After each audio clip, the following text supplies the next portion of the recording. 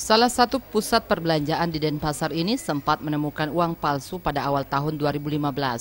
Menurut manajer operasional Novi Setio Utomo, peredaran uang palsu diketahui setelah pelakunya ditangkap pihak kepolisian.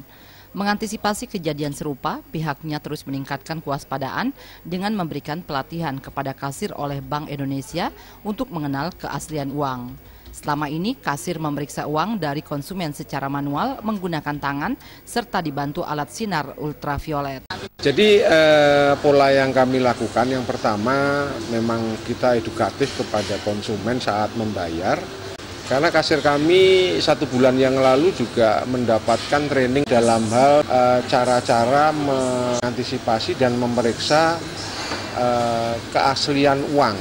Dan sisi lain juga kita secara teknologi kita pakai sinar ultraviolet, itu kita ada alat yang kita beli untuk memastikan secara fisik bahwa uang itu asli apa tidak.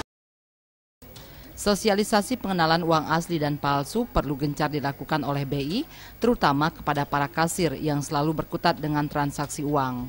Upaya tersebut untuk mencegah atau meminimalisir peredaran uang palsu di masyarakat. Pera Widya dan Indra Wijaya, Bali TV.